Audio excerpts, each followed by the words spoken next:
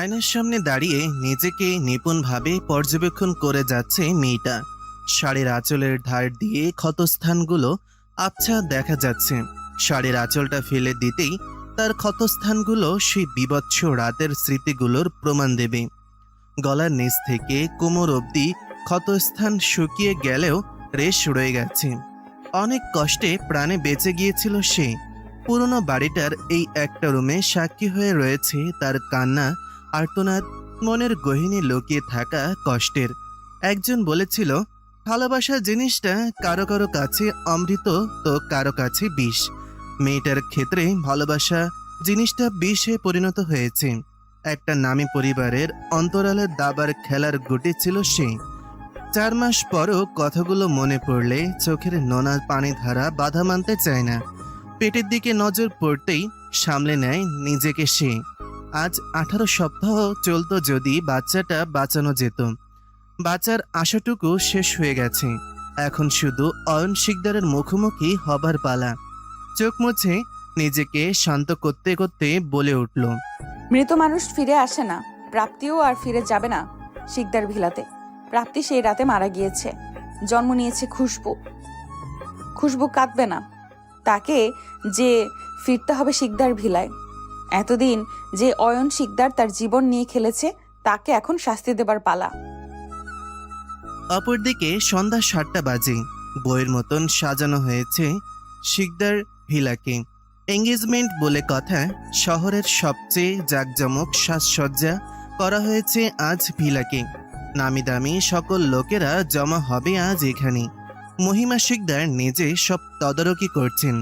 শিকদার কোম্পানির উত্তর অধিকারেরই আজ এঙ্গেজমেন্ট বলে কথা। তাও আবার শহরের টপ 5 বিজনেসম্যানদের একজনের ছেলে, হেলাল খানের একমাত্র মেয়ের সাথে। এতদিনে স্বপ্ন পূরণ হতে চলল মহিমা শিকদারের।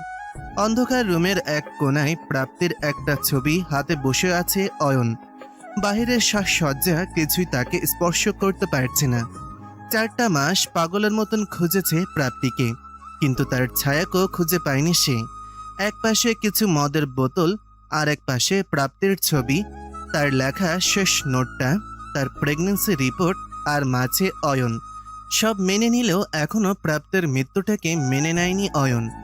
তার বিশ্বাস পৃথিবীর কোনো এক কোণে প্রাপ্তি লুকিয়ে আছে। যেদিন তার রাগ ভেঙে যাবে সেদিন ফিরে আসবে সে।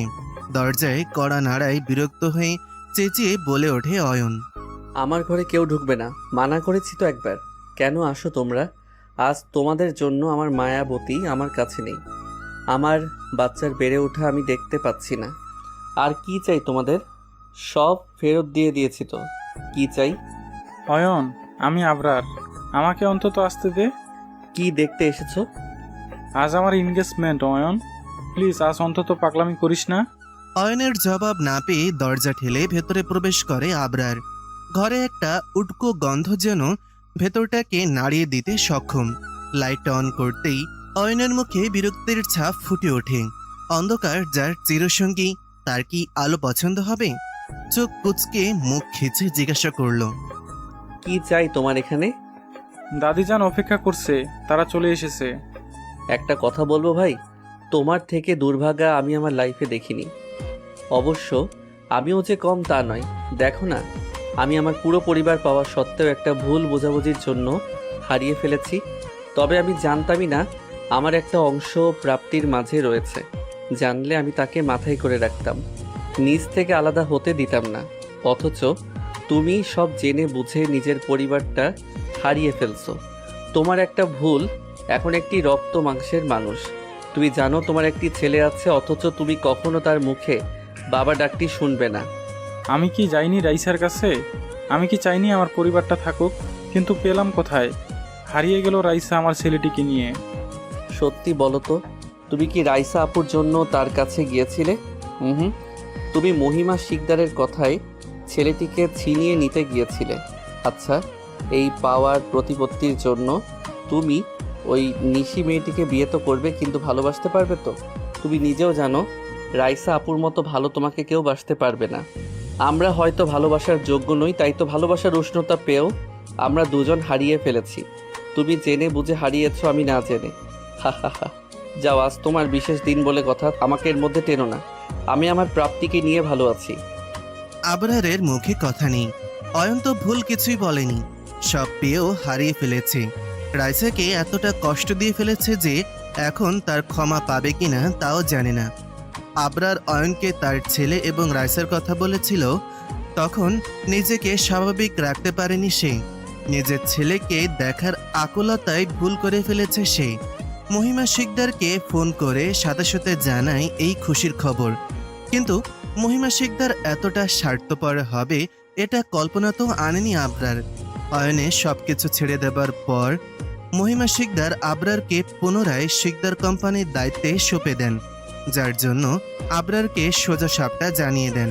তুমি যদি চাও বাচ্চাটিকে আমাদের পরিবারে নিয়ে আসতে পারো, কিন্তু রাইসা নামক মেয়েটিকে যদি বিয়ে করতে চাও তবে তোমাকে শিকদার পরিবার ছাড়তে হবে।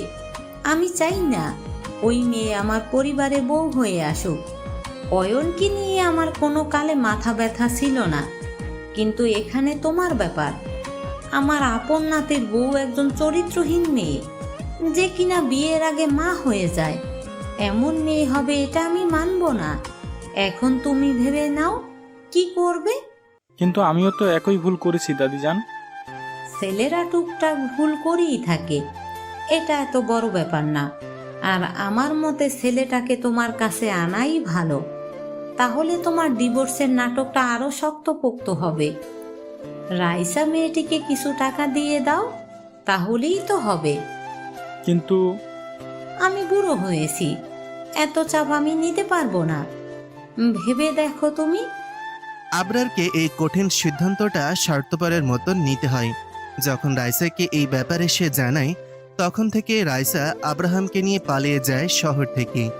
অনেক খোঁজাখুঁজির পরও তাকে এই শহরে পায়নি আবরার। আজও খুঁজে যাচ্ছে রাইসাকে।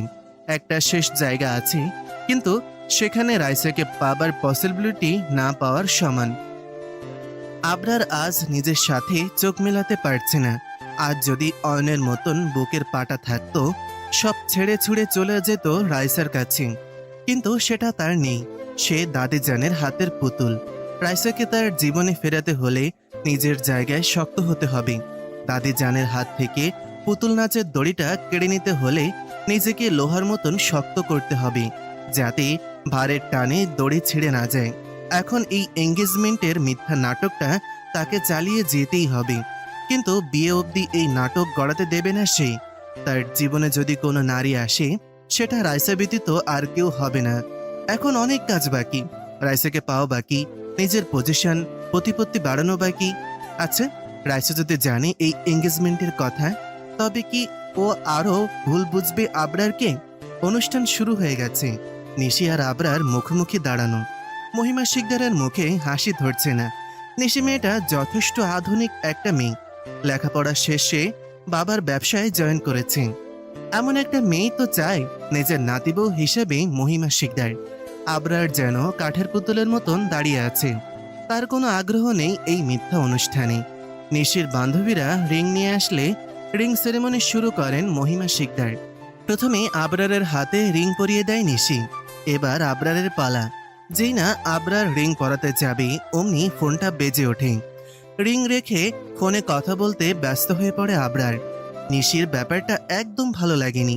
এদিকে ফোন রিসিভ করে যা শোনে তাতে আবরারের মাথা এক মুহূর্তের জন্য বন্ধ হয়ে যায়।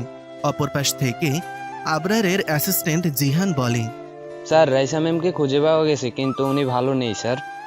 এখানে একজন পরিচিত আত্মীয়র বাড়িতে থাকছেন। একটি সাধারণ প্রাইমারি স্কুলে শিক্ষিকা হিসেবে যোগ দিয়েছেন। কষ্ট করে বাচ্চাটিকে বড় করছেন।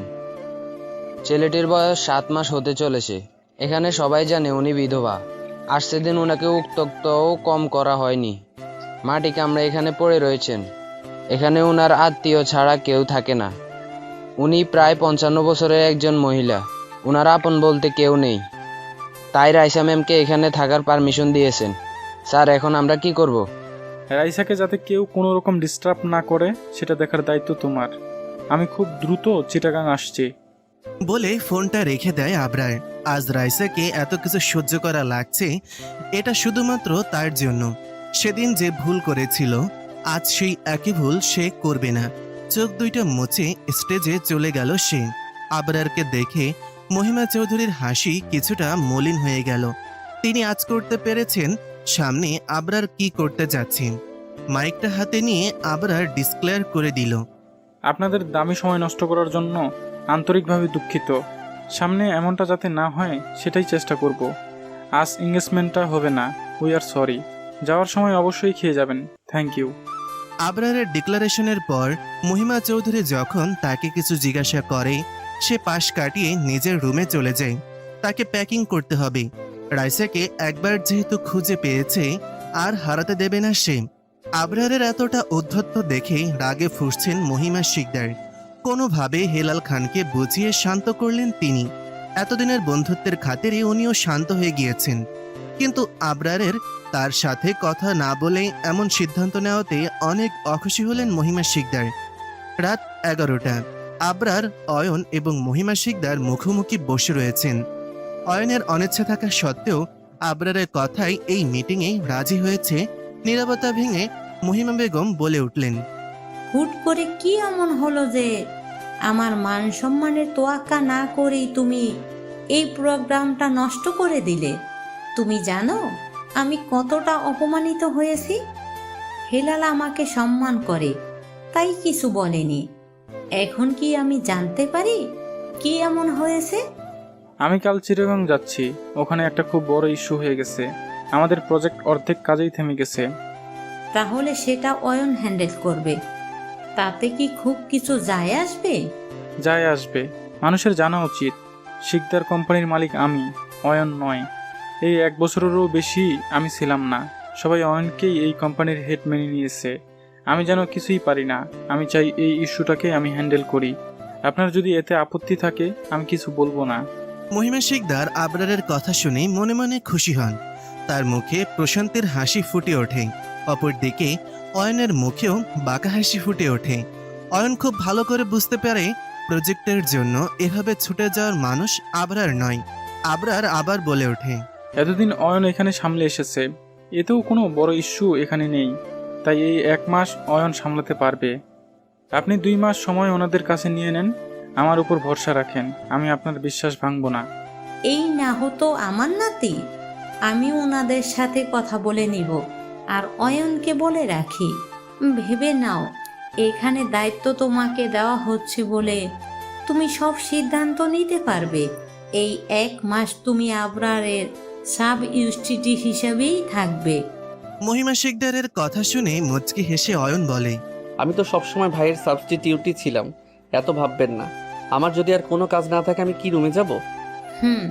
যাও। অপরদিকে দরজায় কড়া নাড়লে প্রাপ্তির ঘুম ভেঙে যায়। ঢুলুঢুলু চোখে দরজা খুলতেই দেখে বাইরে নিশান দাঁড়ানো। নিশান সেই ব্যক্তি যার গাড়িতে সেই রাতে প্রাপ্তির অ্যাক্সিডেন্ট হয়েছিল। একজন শোভাকাঙ্ক্ষী বন্ধুর মতন নিশান প্রাপ্তিকে আগলিয়ে রেখেছে এই 4টা মাস। প্রাপ্তির অতীত সম্পর্কে সে কিছুই জানে না।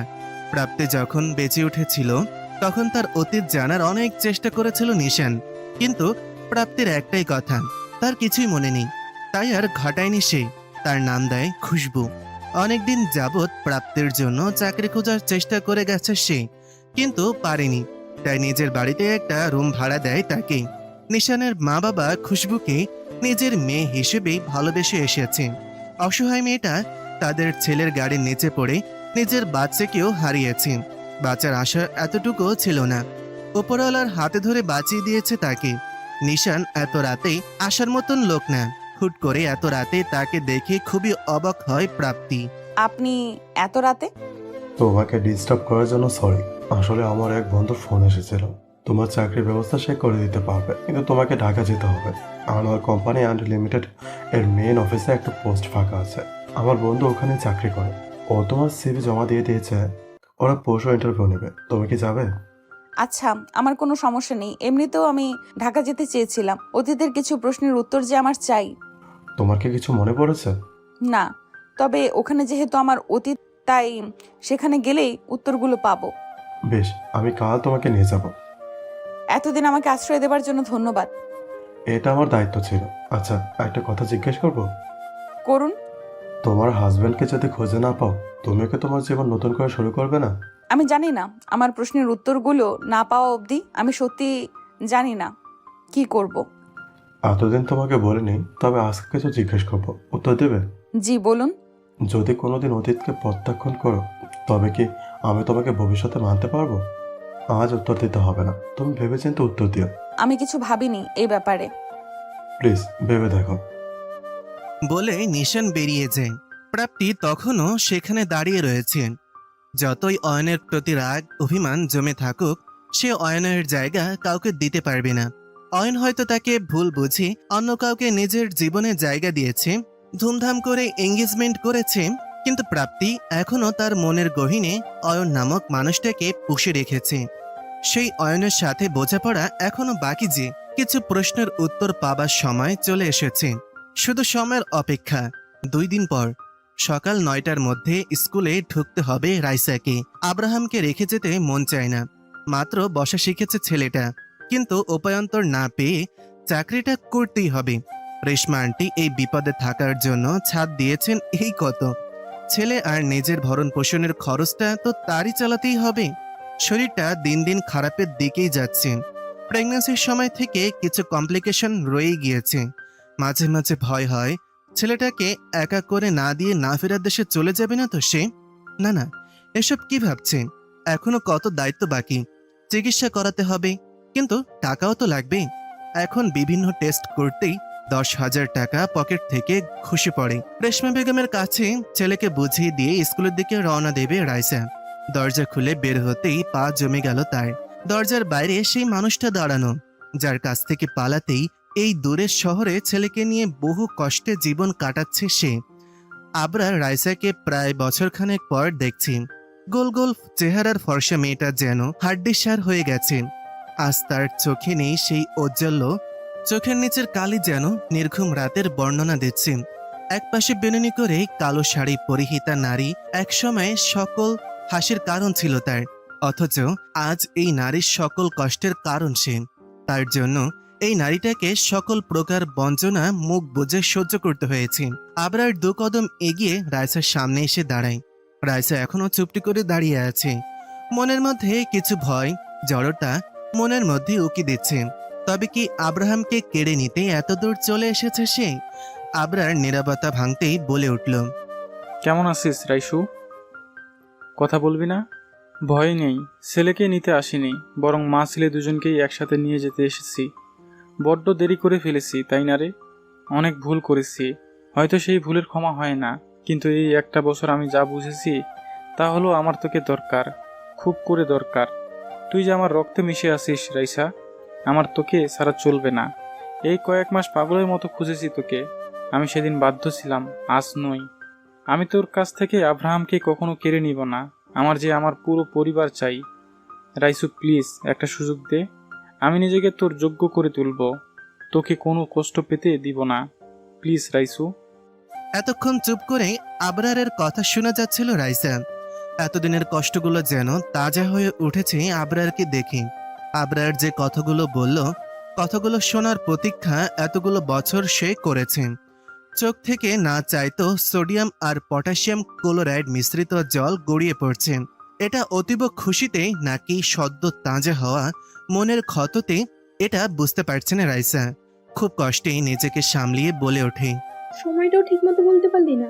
1 বছর নয়, 1 বছর 2 মাস 13 দিন। যখন আমার তোকে সব থেকে বেশি দরকার ছিল, তখন আমি তোকে কাছে পাইনি। তোর কাছে আব্রাহাম কোনোদিন তোর ছেলে ছিলই না, ও শুধুমাত্র 1 রাতের ভুল ছিল। তুই তো ওকে অ্যাভয়েড করতে চেয়েছিলি। সত্যি বলতে আজ থেকে কয়েক মাস আগেও যদি তুই এই কথাগুলো বলতি, আমি মেনে নিতাম। আমি হয়তো তোর ভালোবাসায় অন্ধ হয়ে তোকে ক্ষমা করে দিতাম, তোর সাথে পরিবার সাজানোর কথাও ভাবতাম। কিন্তু আজ না। কাল তোর দাদিজান আবার যখন আদেশ দিবে, তুই আবার আমাকে একা করে দিবি। আফটার অল তুই কোম্পানির মালিক বলে কথা। এত সব কিছু পেয়ে সেগুলো ছেড়ে দেওয়ার মতো সাহস কি তোর আদেও আছে? আমি সত্যি বলছি, তুই একবার আমাকে বিশ্বাস করে দেখ। আমি দাদিজানকে ভালোবাসি ঠিকই, কিন্তু ওনার অন্যায় আবদার আর মেনে নিব না, প্লিজ রাইসু। রাইসু না, রাইসা, রাইসা ইসলাম। আমার সাথে তোর কোনোদিন কোনো কিছু ছিল না, হবেও না। ভালো তো বেসেছি, তার শাস্তিও পাচ্ছি, তাই অহেতুক আর কথা বাড়াবো না। আমার তারা আছে, নিজের সময় নষ্ট করিস না। বলেই পাশ কাটিয়ে চলে যেতে নিলে আবরার হাত টেনে তাকে নিজের কাছে নিয়ে কানে মুখ লাগিয়ে বলে, বড্ড বেশি অভিমান জমে গেছে। আজ হয়তো আমার কথায় তোর বিশ্বাস হবে না, কিন্তু কথা দিচ্ছি তোর অভিমানগুলোকে আবার ভালোবাসায় পরিণত করব। নিজেকে তোর এবং আব্রাহামের যোগ্য প্রমাণ না করা অবধি আমি যাচ্ছি না। আমি এজন্য ভালোবাসি না যে তুই আমার বাচ্চার মা। আমি তোকে ভালোবাসি কারণ তুই আমার রন্ধ্রে মিশে আসিস। তোকে যে আমার চাই, খুব করে চাই, তুই আমার হতে বাধ্য। রাইসা কোনো রকম ধাক্কা মেরে আবরারকে নিজের কাছ থেকে সরিয়ে দেয়। আবরার টাল সামলাতে না পেরে খানিকটা দূরে সরে যায়। রাইসার আগে গজগজ করতে করতে বলে, নিজের পাওয়ারের গরম অন্যখানে দিস, আমার কাছে না। কিসের বাধ্য? আমি তোর কাছে কোনো কিছুর জন্য বাধ্য নই। আজ স্পষ্ট শুনে রাখ, আমার জীবনে তোর অস্তিত্ব নেই। আমি তোকে ভালোবাসি না। চলে যা এখান থেকে প্লিজ। সেটা সময় বলে দিবে। রাইসা কথা না বাড়িয়ে গটগট করে সেখান থেকে চলে গেল। আবরার রাইসার যাওয়ার পানে তাকিয়ে আছেন। একটা বড় নিঃশ্বাস ছেড়ে নিজেকে আশ্বস্ত করে, আমি পারবো, আমাকে যে পারতেই হবে। প্রমিস করছি, যদি তোর মনে নিজের জন্য জায়গা না করতে পারি তবে আর কোনোদিন তোর সামনে আসবো না। কিন্তু আমি এত তাড়াতাড়ি হাল ছাড়বো না।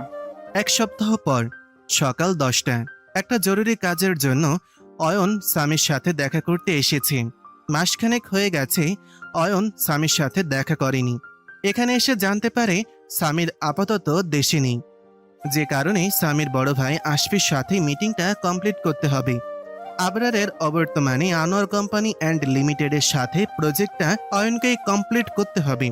এতদিন পর অয়নকে দেখে আশফি তাকে জড়িয়ে ধরে। বেশ শুকিয়ে গেছিস, খাওয়া দাওয়া কি কিছু করিস না? আর খাওয়া দাওয়া, প্রাপ্তির হাতে রান্নার অভ্যাস হয়ে গেছে। এখন আর লোকমান কাকার রান্না ভালো লাগে না। তোমার খবর বলো, শুনলাম বিয়ের পর নাকি ভাবি তোমার গার্লফ্রেন্ডের সাথে ব্রেকআপ করিয়ে দিয়েছে। আর গার্লফ্রেন্ড, এতদিনে যত মেয়ে ফ্রেন্ড ছিল তাদের ব্লক লিস্টে পাঠিয়ে দিয়েছে। বউ মানেই প্যারা। যাক, প্যারাটা কারো লাইফে তো আছে। তুই কি আর বিয়ে শাদী করবি না? যদি কোনোদিন আমার মায়াবতী ফিরে আসে তখন তাকে কি উত্তর দেব বলো? তার অবর্তমানে অন্য কাউকে নিজের জীবনে জায়গা দিয়েছি জানলে আরও রেগে যাবে ও। আমি ওর স্মৃতি আঁকড়ে ভালোই তো আছি। সত্যি ভালো আছিস তো? তুমি কি কথাই বলবে নাকি মিটিং শুরু করবে? আচ্ছা আচ্ছা, চল। অপরদিকে এক সপ্তাহ হতে চলেছে। নিশানের বন্ধুর সাহায্যে এই কোম্পানিতে জব পেয়েছে প্রাপ্তি। একজন কলিগ সামিয়ার সাথে একটা ছোট্ট বাসায় থাকছে সে। মেয়েটা খুব ভালো। একা একা এত ভাড়া দেওয়াটা কষ্টকর হয়ে গিয়েছিল, তাই প্রাপ্তিকে তার সাথে থাকতে প্রস্তাব দেয়। শহরে অন্য কোথাও থাকাটাও সুবিধার মনে হচ্ছিল না দেখে প্রাপ্তিও রাজি হয়ে যায়।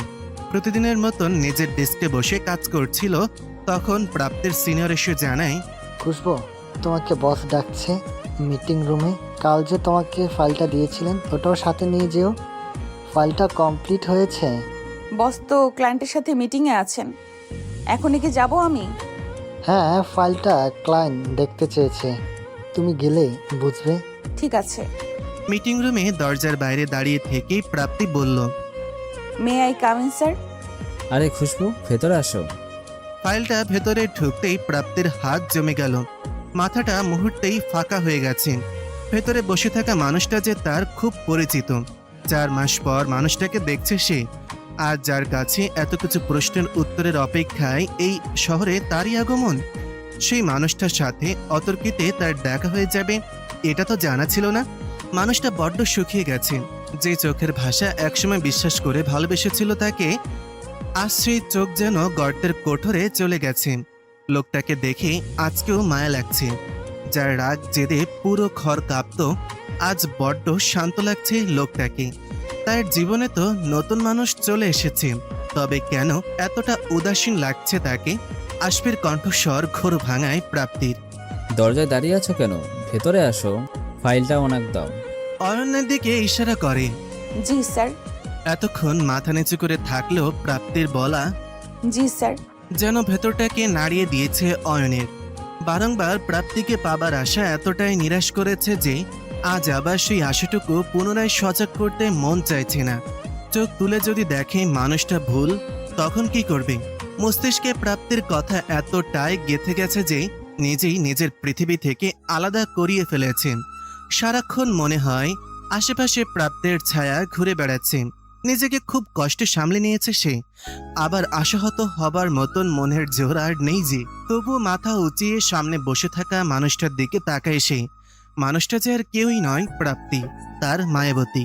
চেয়ার ছেড়ে দাঁড়িয়ে এক মুহূর্ত দেরি না করে জড়িয়ে ধরলো তার মায়াবতীকে। প্রাপ্তি, তুমি ফিরে এসেছো? সত্যি ফিরে এসেছো তুমি?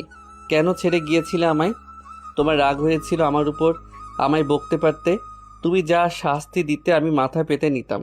তুমি জানো, এই 4 মাস পাগলের মতো খুঁজেছি তোমায়। কোথায় হারিয়ে গিয়েছিলে তুমি? অয়নের কাছ থেকে কোনো মতে নিজেকে ছাড়িয়ে বলতে লাগলো প্রাপ্তি। আপনার কোথাও ভুল হচ্ছে স্যার, আমি প্রাপ্তি নই। প্লিজ পাবলিক প্লেসে এমন অসভ্যতা করবেন না। প্রাপ্তি, এভাবে কেন বলছো? আমার প্রাপ্তিকে আমি অন্ধকারের মাঝেও চিনে নিব। তুমি এভাবে কেন বলছো? আবার বলছি, আমি প্রাপ্তি নই, আমি আপনাকে চিনি না। এবার মেজাজ খারাপ হতে লাগলো অয়নের। প্রাপ্তি কেন নিজেকে তার থেকে আড়াল করতে চাইছে? এতটা রাগ জমে আছে যে সে অয়নকে চিনতে চাইছে না। নিজেকে সংবরণ করে অয়ন আবার প্রাপ্তির কাছে যায়। তার হাত দুইটা প্রাপ্তির গালে আলতো করে ছুঁয়ে বলে, প্রাপ্তি, তুমিও জানো আমিও জানি তুমি আমার প্রাপ্তি। তাহলে কেন অস্বীকার করছো তুমি?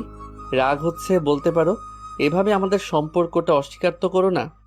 অয়নের হাত দুইটাকে ছিটকে চেঁচিয়ে ওঠে প্রাপ্তি। বারবার অসভ্যতা কেন করছেন? আমি প্রাপ্তি নই, আমার নাম খুশবু। আপনি বারবার কেন জোর করে যাচ্ছেন? আমি আজকের আগে আপনাকে দেখিও নি। স্যার, এই যে আপনার ফাইল, প্লিজ আমি আসছি। বলে মিটিং রুম থেকে বেরিয়ে গেল প্রাপ্তি। দৌড়ে ওয়াশরুমে চলে গেল সে। পানি ছেড়ে অঝরে কাঁদতে লাগলো।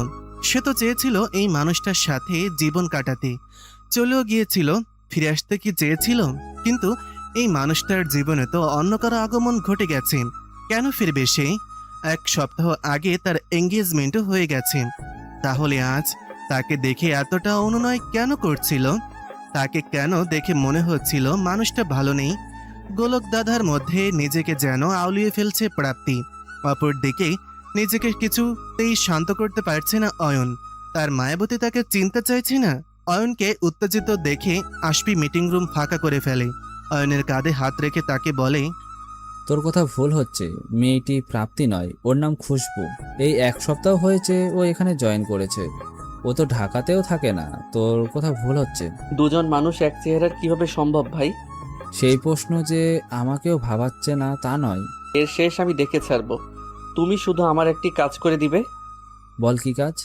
আশপির সাথে কথা বলে সেখান থেকে বেরিয়ে পড়ে অয়ন।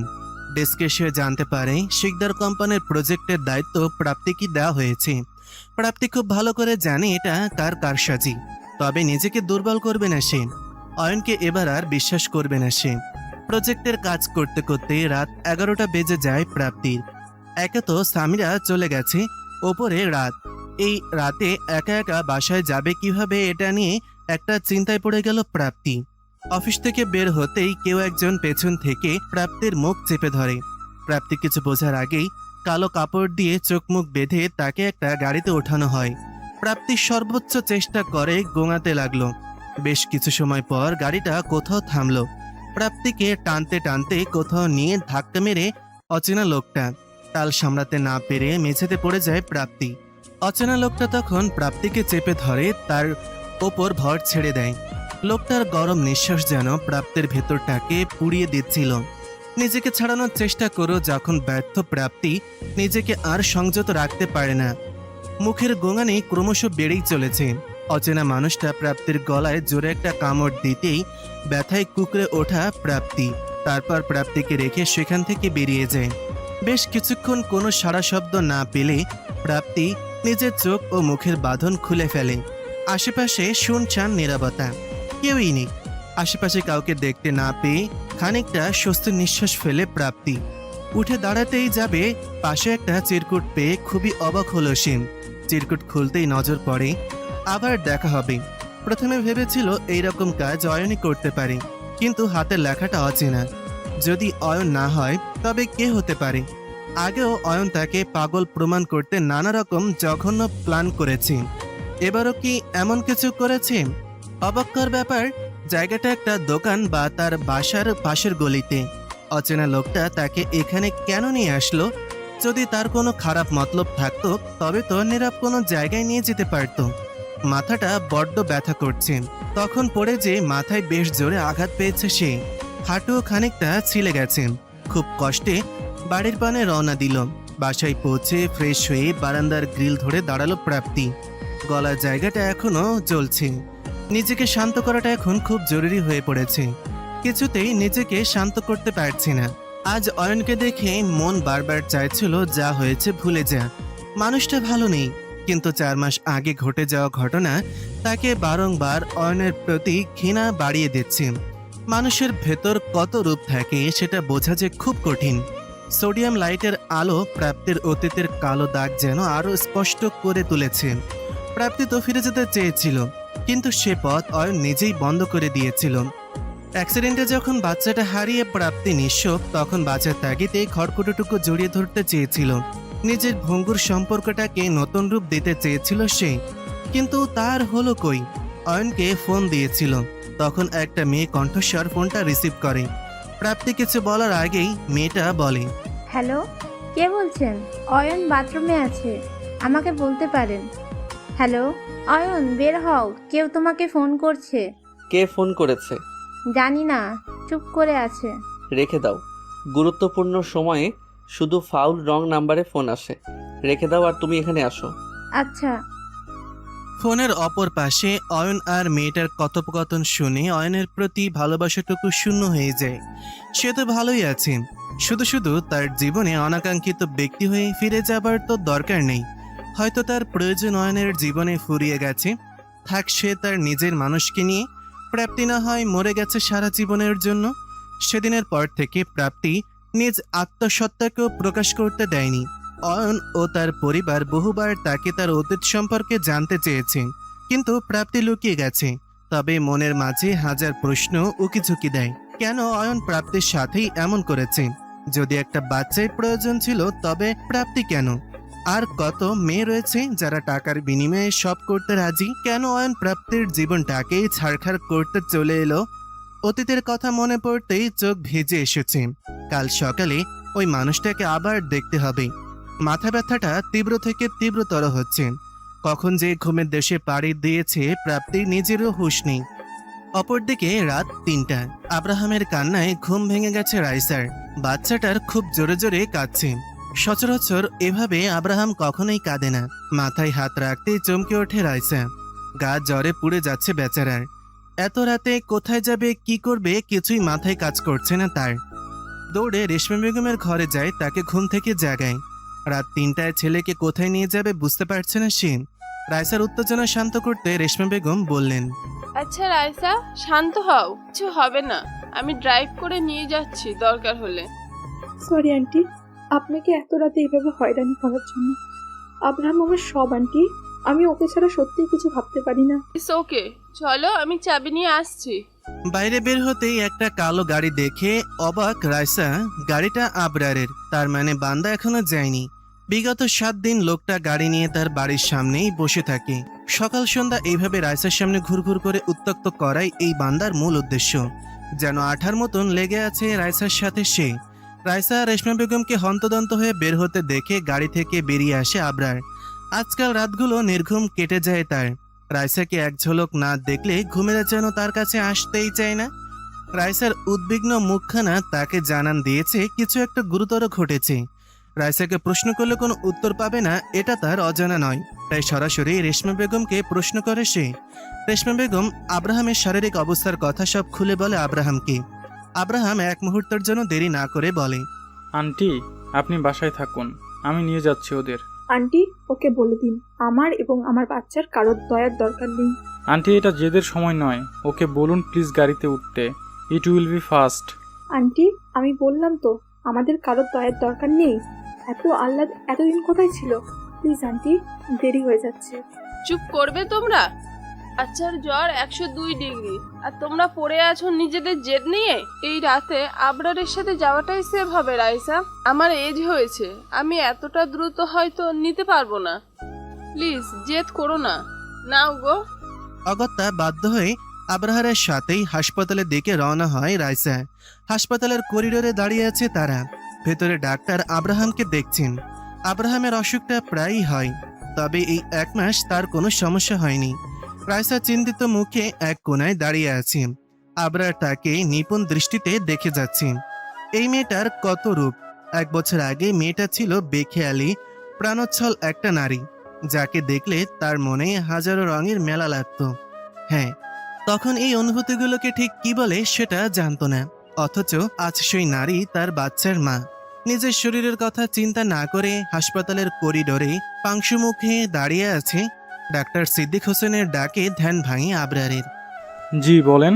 বাবুর বাবা মা কি আপনারাই? জি বলেন। আমার কেবিনে আসুন, কিছু কথা বলার আছে। চিন্তিত মুখে মুখোমুখি বসা ডাক্তার সিদ্দিক এবং রাইসা আবরার। ডাক্তারের হঠাৎ কেবিনে ডাকাই তাদের চিন্তায় ফেলে দিয়েছে। আচ্ছা, বাবুর ইমিউনিটি যে খুবই দুর্বল, সেটা কি আপনারা জানেন? জি, ও প্রিম্যাচিওর বেবি ছিল। কি হয়েছে ডক্টর?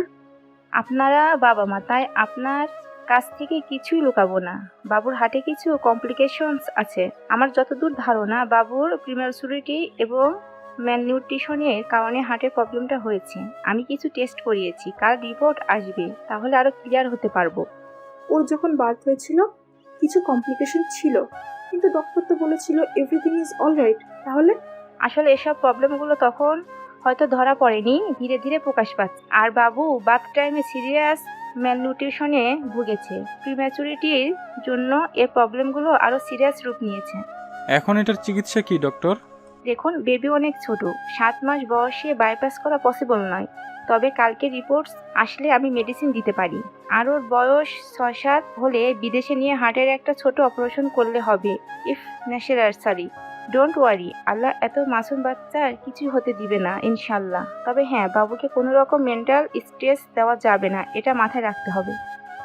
ডক্টরের কেবিন থেকে বেরিয়ে রাইসা কান্নায় ভেঙে পড়ল।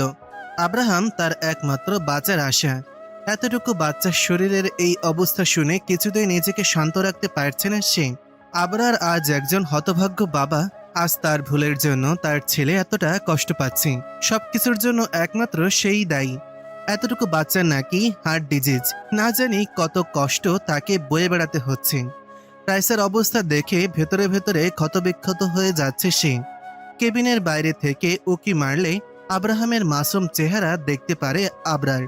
স্যালাইন দিয়ে রাখা হয়েছে তাকে। না চাইতে আজ আব্রাহাম কাঁদছে। হ্যাঁ, আজ সে কাঁদছে। আজ তার চেয়ে দুর্ভাগ্য আর কেউই নেই। সকাল 8টা। রাইসা কেবিনে আব্রাহামের পাশের চেয়ারে বসে ঘুমিয়ে পড়েছে। আবরার নির্ঘুম রাত কাটিয়েছে। সারা রাত শুধু এক চিন্তা, যে রিপোর্টে কি আসবে। আব্রাহামকে নিয়ে যে তার অনেক স্বপ্ন ছিল। আব্রাহামের বাবা হওয়ার যোগ্যতা হয়তো তার আসলেই নেই, কিন্তু এভাবে রাইসা আর আব্রাহামকে একা রাখতে সে পারবে না।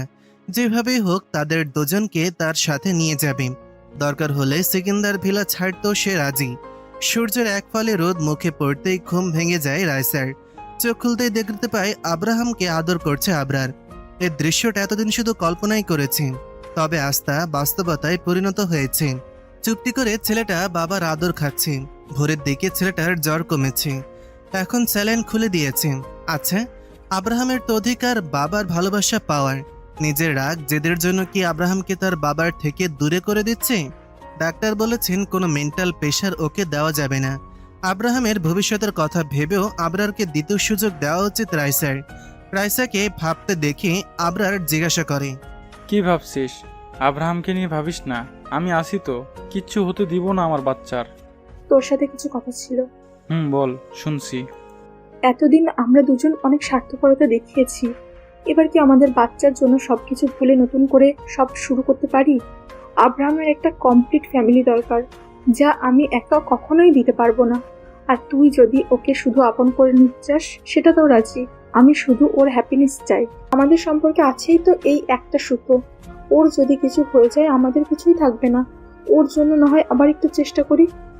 আমি তোকে ভালোবাসি রাইসা। আমাদের সম্পর্কে ওই একমাত্র সুতো নয়।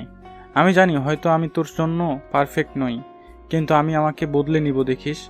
আমি তোদের কোনো কষ্ট পেতে দিব না। প্লিজ, আমাদের বাপ ছেলেকে একা করে দিস না। আমার যেমন ওকে দরকার, তেমন তোকেও দরকার। আমি তোদের দুজনকেই যে চাই। কিন্তু দাদি, আমি এসবের পরোয়া এখন করি না আর। কি হবে বল, যদি শিকদার টাইটেল না থাকে, টাকা পয়সাই কি সব? তুই একবার বল, সব ছেড়ে দিব। আমি একটা পরিবার চাই, একটা নিজস্ব পরিবার, যেখানে কোনো ছলছাত্রী নেই। প্লিজ রাইসা। এবার যদি কিছু করেছিস তো দেখবি আমি কি করি। তুই বললে জীবনটুকু দিয়ে দেব, তবে তোকে কষ্ট দিব না, আই প্রমিস। রাইসার চোখ চিকচিক করছে, সব অভিমান রাগ অশ্রুরূপে পড়ছে। আব্রাহামকে শুয়ে রাইসার কাছে হাঁটু গেড়ে বসে আবরার। হাত দুইটা ধরে তার গাল দুইটা ধরে বলে, অনেক কাঁদিয়েছি, আর কাঁদাবো না।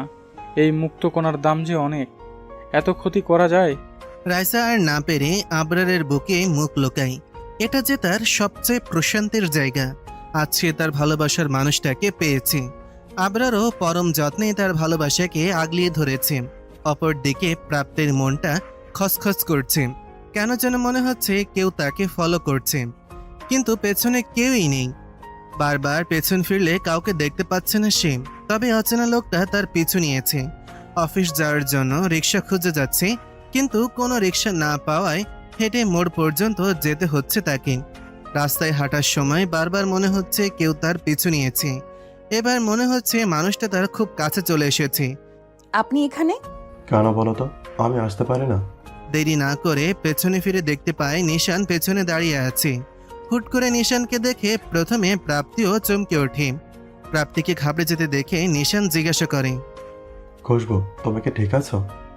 জি, আমার কি হবে? তোমাকে খুব টেনশন লাগছে, তাই আর কি। আপনি কখন এসেছেন? আমার অ্যাড্রেস কিভাবে পেলেন? সকালে এলাম, আর অ্যাড্রেস আমার বন্ধুই দিল। বলো তুমি নাকি এখানে থাকছো। আসলে তুমি তো বেশ কিছুদিন হয়েছে এখানে, তাই দেখতে এলাম। অফিস যাচ্ছ বুঝি? জি, আন্টি আঙ্কেল কেমন আছেন? ভালো। তোমার গলায় কি হয়েছে? কিছু না, অ্যালার্জি আর কি। চলুন হাঁটতে হাঁটতে কথা বলি। নিশান আর বেশি ঘাটায় না। প্রাপ্তিও খুব অপ্রস্তুত হয়ে পড়ে নিশানের প্রশ্নে। একবার বলতে চেয়েও থেমে যায়। শুধু শুধু নিশানকে টেনশন দেওয়ার কোনো মানেই হয় না। তারা দুজন হেঁটেই রওনা দিল মেইন রোডের দিকে। আড়াল থেকে কেউ একজন খুব নিপুণভাবে তাদের লক্ষ্য করছিল। প্রাপ্তির চলে যাওয়ার দিকে তার শান্ত নজর। প্রাপ্তির নিশানের সাথে চলে যাবার পর সেও গাড়িতে বসে রওনা দেয় গন্তব্যে। সকাল 11:30। প্রাপ্তি ডেস্কে বসে নতুন প্রজেক্টের কাজ করে যাচ্ছে। আজকে সাইট ভিজিটিং এর জন্য নারায়ণগঞ্জ যেতে হবে অয়নের সাথে। প্রাপ্তি প্রথমে আপত্তি জানালো, আসপির ওপর কথা বলতে পারল না। মনে মনে অনেক বেশি বিরক্ত সে, কিন্তু কিছুই করার নেই। একটু পর পিয়ন এসে জানায়, ম্যাডাম, বস আপনাকে ওনার রুমে যাইতে বলেছে। আচ্ছা। আশফি রুমের বাইরে দরজায় নক করতেই আশফি ভেতরে আসতে বলে। সেখানে অয়নও উপস্থিত ছিল। অয়নকে তোয়াক্কা না করে আশফির উদ্দেশ্যে বলে, স্যার আমাকে ডেকেছিলেন? ও খুশবু, আসো, যার জন্য ডেকেছিলাম। তোমাদের এখনই বের হতে হবে। অয়ন যাচ্ছিল সকাল সকাল সাইড ভিউ করে আসবে, আর তোমাকে একাই যেতে হবে। কিন্তু স্যার সেটা তো সেকেন্ড হাফে ছিল, আর আমি একা। থ্যাংক ইউ আমার উপর ট্রাস্ট করার জন্য, but no, but I know you can do it, so get ready. প্রাপ্তি আর কথা বাড়াতে পারে না। অয়নের দিকে তাকাতে দেখতে পায় সে মিটিমিটি হেসে যাচ্ছে। প্রাপ্তি রাগী লুক নিয়ে দরজা থেকে বেরিয়ে যায়। ভাই, তোরা স্বামীর ওপর আমার 5 আনার ভরসা নেই। যাই করিস পুলিশ কেস করাস না। ডোন্ট ওয়ারি, আজকে ওর আমাকে বলতেই হবে কেন ও আমাকে চিনতে চাইছে না। এত কিসের রাগ? যা ভালো মনে হয় করিস, কিন্তু একটা জিনিস মাথায় রাখিস, ওর মেন্টাল কন্ডিশন কিন্তু ভালো নয়। মিসক্যারেজ হ্যান্ডেল করার মতো মানসিক ক্ষমতা সবার থাকে না। She has been suffering since then, so take care of her. কিচ্ছু হবে না, আমি ওর কিচ্ছু হতে দিব না। অয়ন আশফির সাথে কথা বলে সোজা পার্কিং এরিয়াতে চলে যায়। হৃদয়কে দিয়ে এই 4 মাসে কি কি হয়েছে প্রাপ্তির জীবনে সব ডিটেলস কালেক্ট করেছে সে। প্রাপ্তি এই 4 মাসে কতটা ট্রমার মধ্য দিয়ে যাচ্ছিল, কিভাবে সে নিজেকে একটা রুমের মধ্যে আটকে রেখেছিল, তার এই 4 মাসের প্রতিটা নির্ঘুম রাতের খোঁজ অয়ন নিয়েছে। কাল যখন প্রাপ্তি তাকে চিনতে পারছিল না, অয়নের রাগের মাত্রা ছাড়িয়ে গিয়েছিল। ভেবেছিল প্রাপ্তিকে নিজের কাছে আটকে রাখলে প্রাপ্তি হয়তো তাকে সত্যিটা বলবে। রাতে অচেনা লোকটা যে প্রাপ্তিকে তুলে নিয়ে গিয়েছিল সে আর কেউই না, অয়ন। কিন্তু প্রাপ্তির গলায় কামড় দেওয়ার সময় লক্ষ্য করে তার গলা থেকে কিছু নিচে ক্ষত দেখা যাচ্ছে। প্রাপ্তিকে টোকা দিলে যে মানুষটা নিজেকে ঠিক রাখতে পারতো না, সে প্রাপ্তির ক্ষত ডাক্তার দেখে নিজেকে কিছুতেই শান্ত করতে পারছিল না। তাই সে জায়গা ছেড়ে চলে যায়। রিয়াদকে 7 ঘন্টা সময় দেয় যাতে খুশবুর পুরো ডিটেলস সে বের করে, এবং রিয়াদ সেই কাজটা করেও। অয়নকে রিয়াদ জানায় প্রাপ্তির অ্যাক্সিডেন্ট এবং মিসক্যারেজের পর মানসিক ট্রমার জন্য ট্রান্সিয়া অ্যামিনেশিয়া হয়েছে। তবে অয়নের ধারণা প্রাপ্তি কিছুই ভোলেনি। কোনো একটা কারণে ইচ্ছে করে প্রাপ্তি নিজেকে গোপন করছে। নিজের অস্তিত্ব মানতে সে নারাজ। গাড়ির ড্রাইভিং সিটে গা এলিয়ে দিল অয়ন। নিজের ভালোবাসা প্রমাণ করার আর উপায় তার জানা নেই। রিয়াদের কাছ থেকে সব জানতে পেরে প্রাপ্তির কাছে ছুটে যায় সে। কিন্তু অন্য একটা ছেলের সাথে প্রাপ্তিকে দেখে ভেতরে ভেতরে জ্বলতে থাকে অয়ন। প্রাপ্তিকে এবার হারিয়ে ফেললে বেঁচে থাকার আশাটুকু হারিয়ে ফেলবে সে। গাড়ির কাছে টোকা পড়ায় ভাবনার জগতে ছেদ পড়ে তার। বাইরে তাকাতেই দেখে প্রাপ্তি দাঁড়িয়ে আছে। মেয়েটাকে এখন আরো বেশি মাতাল করা সুন্দরী লাগে। আগে খুব কম শাড়ি পরত, কিন্তু এখন সবসময় শাড়ি পরে। চুলগুলো ঢেউ খেলে মাতাল হাওয়ার সাথে পাল্লা দিয়ে। মুখটা বড্ড শুকিয়ে গেছে। ঠোঁটের নিচের তিলটাও আরো সুস্পষ্ট। তিলটা মাদকতা সৃষ্টি করে মনের গহিনী। মেয়েটার এমন এমন জায়গায় তিল আছে যা শুধু অয়নকে নেশার ঝোঁক বাড়িয়ে তোলে। মেয়েটা যেন জল জ্যান্ত একটা নেশার স্তূপ। নিচের দিকে অয়নের নেশাগ্রস্ত দৃষ্টি প্রাপ্তিকে বেশ অপ্রস্তুত করেছে। সে এবার একটু দৃঢ় কণ্ঠে বলে ওঠে, যাওয়ার ইচ্ছে না করে থাকে বলতে পারেন। আমার অহেতুক নিজের সময় নষ্ট করার ইচ্ছে নেই। দরজা খোলা আছে, উঠে আসুন। মুচকে হেসে অয়ন প্রাপ্তিকে বলে। প্রাপ্তি কথা না বাড়িয়ে গাড়িতে উঠে বসে। প্রাপ্তি বসে পড়লে অয়ন গাড়ি স্টার্ট দেয়। আপন গতিতে গাড়ি চলতে থাকে। দুইটা মানুষ পাশাপাশি, কিন্তু নিশ্চুপ পরিবেশ। প্রাপ্তি আর চোখে অয়নকে দেখে যাচ্ছে। মানুষটাকে দেখলেই মনে মোচড় দেয় তার। আচ্ছা, মানুষটা ভালো আছে তো? লুকিয়ে লুকিয়ে দেখার কিছু নেই মিস খুশবু। দেখতে হলে সরাসরি দেখুন। চোরের মতো দেখলে আমার লজ্জা লাগবে। অয়নের কথায় বেশ লজ্জায় পড়ে যায় প্রাপ্তি। নজর বাইরে দিয়ে ধীর কণ্ঠে বলে ওঠে, আপনাকে দেখতে বয়ে গেছে আমার। একজন বিবাহিত পুরুষের দিকে তাকাবো এতটা নীচ মানসিকতার আমি নই। আমার সম্পর্কে সব জানেন দেখি। সারা শহর জানে, আমি জানবো না? আপনার বাগদত্তা জানেন আপনি আমার সাথে আছেন এখন? বাগদত্তা? তার সাথে তো আপনার শুধু এঙ্গেজমেন্ট হয়েছে, ওয়াইফ তো বলতে পারছি না। প্রাপ্তির কথা শুনে জোরে হেসে ওঠে অয়ন। অয়নকে হাসতে দেখে প্রাপ্তি খানিকটা অপ্রস্তুত হয়ে পড়ে। তাই জিজ্ঞেস করে, আপনি হাসছেন যে? তো কি করব, আমার একবারই বিয়ে হয়েছে। আমার কোনো বাগদত্তা নেই। আর সারা শহর জানে এঙ্গেজমেন্ট আমার না ভাইয়ের ছিল। আপনি আমার প্রাপ্তির মতো দেখতে, আপনি আমার প্রাপ্তি নন। তাই আপনাকে শিকদার ফ্যামিলির ইন্টারনাল ইস্যু আপনাকে বলতে পারবো না। তবে এইটুকু জেনে রাখুন, আমার কোনো বাগদত্তা নেই। আমার শুধু একটাই বউ, প্রাপ্তি। খুব ভালোবাসেন বুঝি? খুব। ও যদি বলে আমি জীবন বাজি রাখতে পারবো। সত্যি? সন্দেহ আছে? আমি কে সন্দেহ করার? তবে হয়তো আপনার ভালোবাসায় খুঁত ছিল, তাই হয়তো উনি মারা গেছেন। প্রাপ্তির কথায় মুখ শক্ত হয়ে যায় অয়নের। গম্ভীর এবং রাগে কণ্ঠে বলে, আমার প্রাপ্তি মারা যায়নি, রেগে আছে শুধু। যেদিন আমি ওর রাগ ভাঙাতে পারবো, ও আবার আমার কাছে চলে আসবে। প্রাপ্তি আর কোনো কথা বলে না। অয়নের রাগ সম্পর্কে তার ধারণা আছে, কিন্তু অয়ন কি সত্যি তাকে এতটাই ভালোবাসে? যদি ভালোবাসতো তবে কি তাকে এত ছলনার মাঝে রাখতো? একবার তাকে খোঁজার চেষ্টা করতো না? তার অবর্তমানে অন্য একটা মেয়ের সাথে ঘনিষ্ঠতায় জড়াতো। যদিও তার এঙ্গেজমেন্ট হয়নি, কিন্তু এগুলো তো এড়ানো যায় না। এসব ভাবতে ভাবতে কখন ঘুমিয়ে পড়ে তার হুঁশ থাকে না প্রাপ্তির। রাত 9টা। মাঝ রাস্তায় দাঁড়িয়ে রয়েছে প্রাপ্তি এবং অয়ন। কাজ শেষে ঢাকায় ঢোকার পথে রওনা দেয় তারা। কিন্তু মাঝ রাস্তায় গাড়ি নষ্ট হয়ে যায় অয়নের। একে তো রাত, তার ওপর রাস্তায় তেমন ট্রান্সপোর্টও নেই যাতে ওরা ঢাকায় যেতে পারে। উপায়ন্ত না পেয়ে অয়ন প্রাপ্তিকে বলে, আমার ভিলা পাশেই আছে, বেশি না 20 মিনিটের রাস্তা। তোমার আপত্তি না থাকলে আমরা সেখানে থাকতে পারি। আপনার মাথা ঠিক আছে? আমি বাসায় যাব ব্যাস। কিভাবে যাবা? না, তুমি আমাকে বলো কিভাবে যাবা। ওয়ে থাকলে আমি নিজে তোমাকে নিয়ে যেতাম, কিন্তু উপায় কোথায়? আর কোনো ওয়ে নেই? না, এত রাত আমি মেকানিক পাবো না। কাল সকাল অবধি এখানে থাকার থেকে ভিলায় আরামসে থাকাটা অনেক বেশি ভালো বলে আমার মনে হয়। আর বৃষ্টি আরম্ভ হবে এক্ষুনি। তুমি থাকতে চাইলে আমার সমস্যা নেই, তবে আমি এখানে রাত কাটাবো না। ঠিক আছে চলুন। অয়ন মুচকি হেসে রাস্তায় হাঁটা শুরু করলো। প্রাপ্তিও পিছু পিছু ধীর পায়ে হাঁটতে লাগলো। ভিলায় পৌঁছাতে পৌঁছাতে বৃষ্টি শুরু হয়েছে। গগন বিদারী আওয়াজে মেঘ ডাকছে। ভিলায় যে প্রাপ্তিকে একটা রুম দেখিয়ে দেয় অয়ন। ফ্রেশ হয়ে বারান্দায় দাঁড়ায় প্রাপ্তি। বৃষ্টির ছিটা প্রাপ্তির মুখ ভিজিয়ে দিচ্ছে। আজ প্রাপ্তির মাঝেও উন্মাদনা ছোঁয়া লাগছে। খুব ইচ্ছে হচ্ছে বৃষ্টিকে আলিঙ্গন করতে। ঠান্ডা বাতাস আরো উন্মাদনা সৃষ্টি করেছে। আজ ভিজতে ইচ্ছে করছে প্রাপ্তির। মন উজাড় করে বৃষ্টির কাছে নিজেকে সঁপে দিতে ইচ্ছে করছে। তাই আর নিজেকে আটকে না রেখে রওনা দেয় ছাদের দিকে সে।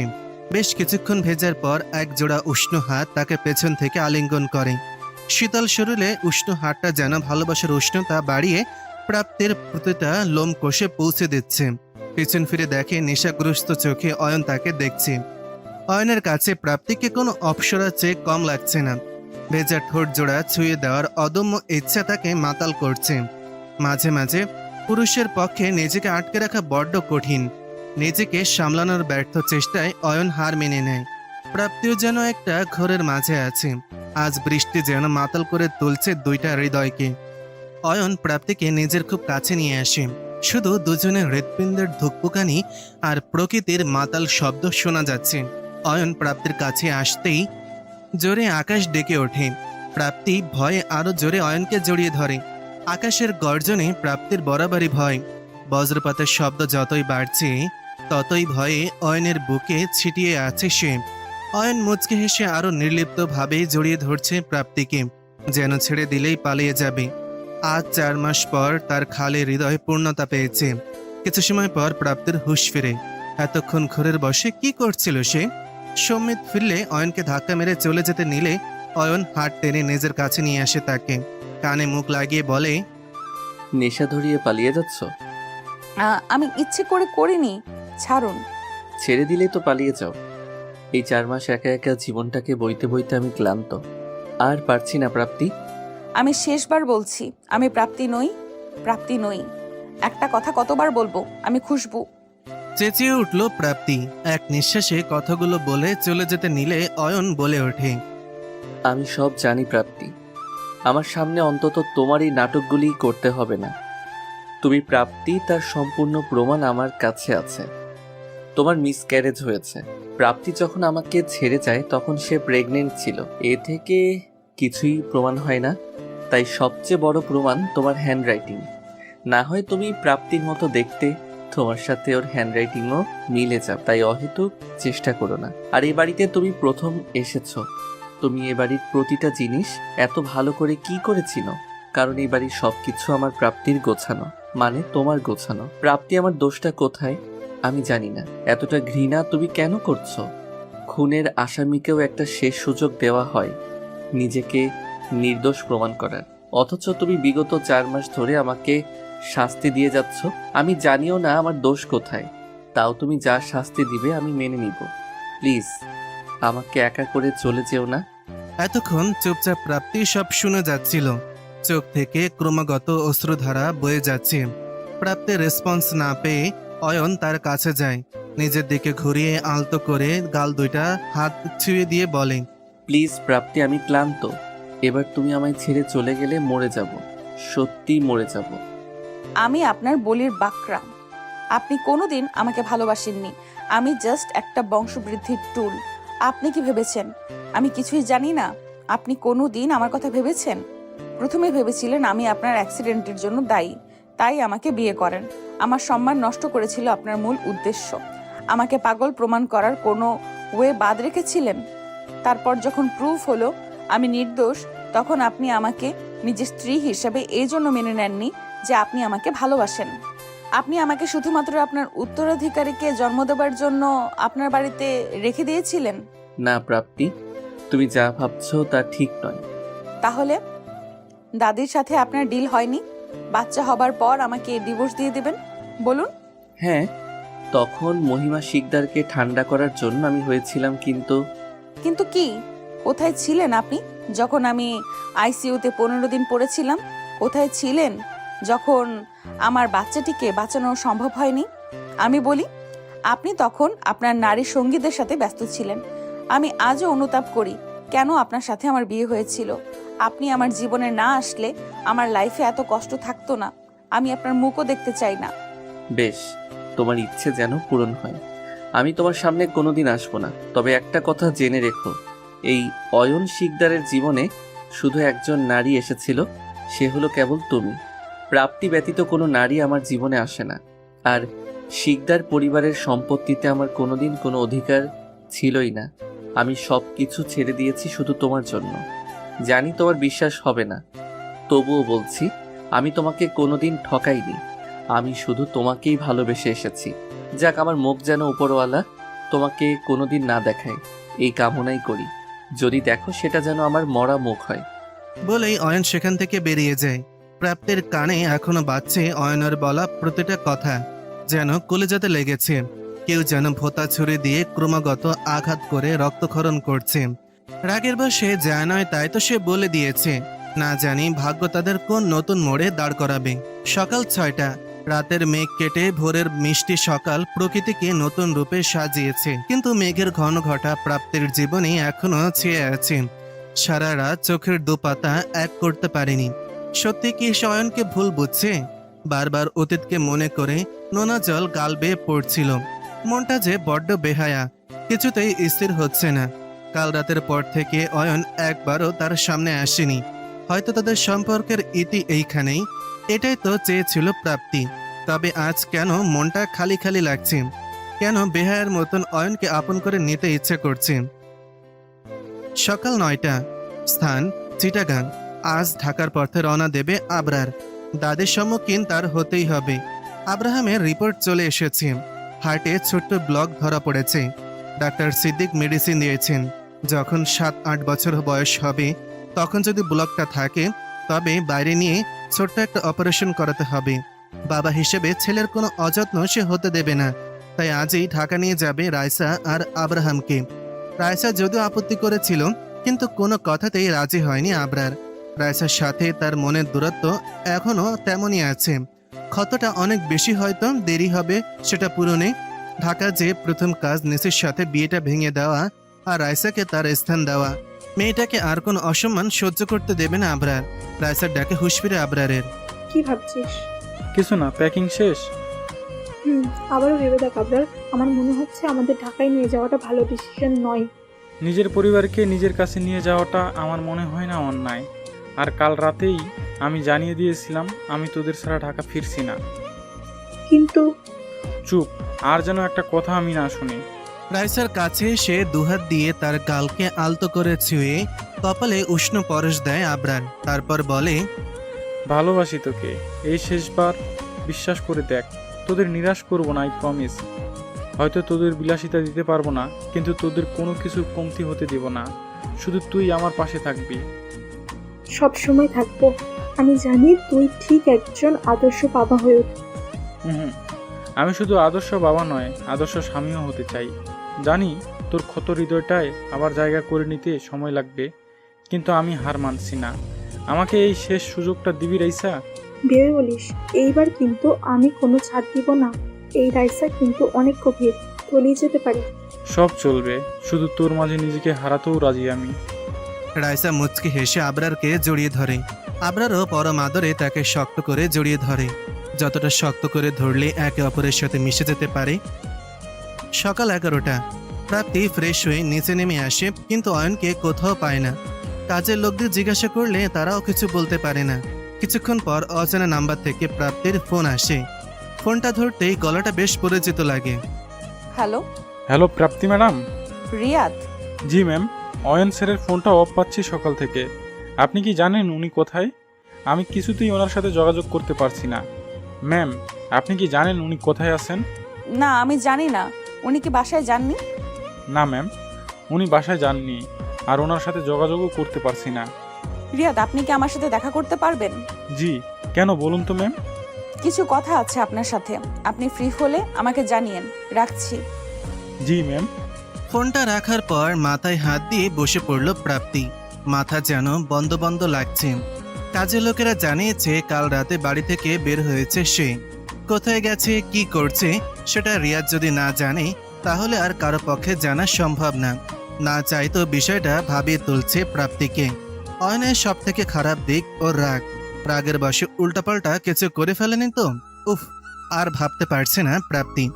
ভিলার ড্রাইভার প্রাপ্তিকে গাড়িতে করে অফিসে পৌঁছে দেয় বিকেল 5টা।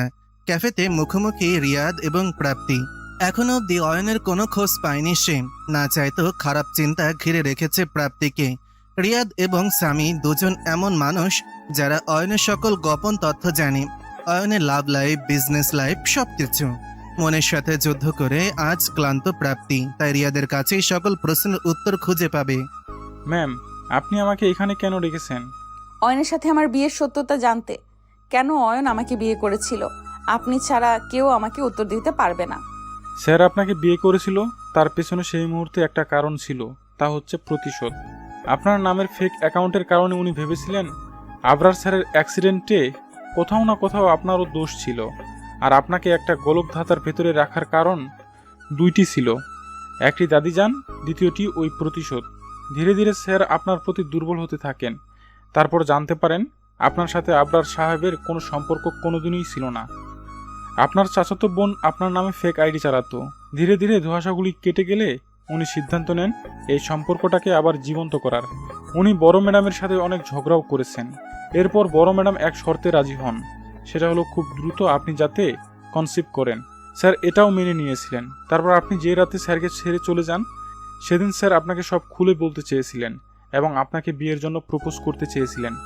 সে রাতে আমরা একটি লাশ পাই। আমরা তো ভেবেই নিয়েছিলাম সেটি আপনার লাশ, আপনি মারা গেছেন, কিন্তু স্যার সেটা বিশ্বাস করেননি। স্যার যখন জানতে পারেন আপনি প্রেগনেন্ট ছিলেন, পাগল প্রায় হয়ে পড়েন তিনি। ঢাকায় তন্ন তন্ন করে খুঁজেছেন তিনি আপনাকে। আমরা তাকে বোঝাবার চেষ্টা করেও লাভ হয়নি। বড় ম্যাডাম বারবার স্যারকে বিয়ের জন্য জোর করতে লাগেন। স্যারের লাইফে যাতে আপনার পরিবর্তে কেউ না আসে, তাই স্যার শিকদার বংশের সম্পত্তির ভাগও ছেড়ে দিয়েছেন। এই 4 মাস স্যার কিভাবে জীবন কাটিয়েছেন তা কেবল আমরা জানি। যদি তার জীবনে কোথাও কোনো নারীর প্রবেশ থাকে, সেটা শুধুমাত্র রাইসা ম্যামের ছিল। রাইসা ম্যাম এবং তার বাচ্চাটিকে দেখাশোনার দায়িত্ব স্বেচ্ছায় নিয়েছিলেন বলেই রাইসা ম্যামের সাথে তার কথা বা দেখা হতো। আমার মনে হয় ম্যাম, আপনার যা জানার ছিল আমি তার উত্তর ঠিক মতো দিয়েছি। অয়ন এখন কোথায় আছে বলতে পারবে? কথাগুলো আটকে যাচ্ছে প্রাপ্তির। না চাইতো চোখ বারবার ভিজে যাচ্ছে। হ্যাঁ, সে ভুল করেছে, বড় ভুল। একটা সামান্য ভুল বোঝাবুঝির জন্য নিজের সাথে অয়নকে এতটা কষ্ট দিয়েছে। এখন অয়নের সামনে যাওয়াটা খুব দরকার। এমন সময় অয়ন কোথায় আছে তা একমাত্র রিয়াদ জানে। উত্তরে রিয়াদ বলে, না ম্যাম, উনি কোথায় আছে সেটা আমি আপনাকে জানাতে পারবো না, তবে উনি বেঁচে আছেন, তাই ওনাকে নিয়ে অহেতুক চিন্তা করবেন না। প্লিজ রিয়াদ, আমার ওনার সাথে দেখা হওয়াটা খুব জরুরি। আপনি ছাড়া কেউ আমাকে ওনার খোঁজ দিতে পারবে না। আমি নিজের ভুলে 4টা মাস দেরি করে ফেলেছি, আর দেরি করলে অয়ন আমার থেকে আরও দূরে চলে যাবেন, যা আমি মেনে নিতে পারবো না। প্লিজ রিয়াদ, আমাকে ওনার সাথে দেখা করানোর একটা ব্যবস্থা করে দিন। বেশ ম্যাম, তবে চলুন। অপর দিকে মুখোমুখি বসা মহিমা শিকদার এবং আবরার। রাগে গা রিরি করছে মহিমা বেগমের, কিন্তু নাতি তার সিদ্ধান্তে অনড়। রাইসাকে সে বিয়ে করবেই। অনেক বোঝানো সত্ত্বেও সে রাজি নয়। আবরার, আমার আগেও যা সিদ্ধান্ত ছিল এখনও তাই। তুমি যদি এই মেয়েকে বিয়ে করতে চাও, তবে আমার ঘরে তোমার কোনো জায়গা হবে না। বেশ, তবে তাই হবে।